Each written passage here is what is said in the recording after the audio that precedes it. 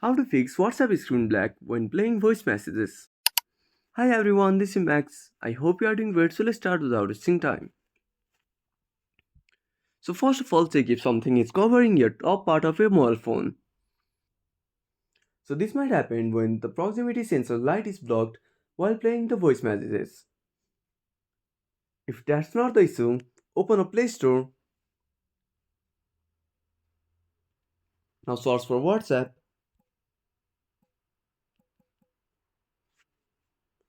Now make sure to update to the latest version. Now after updating, open up Settings application,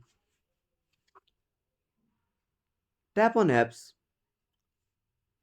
go to App Management and search for WhatsApp.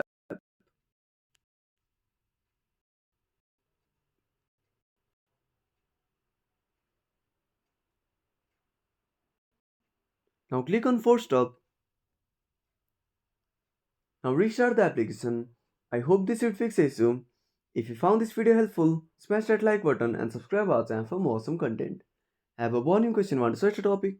Drop down a comment below. This is Max signing off until next time.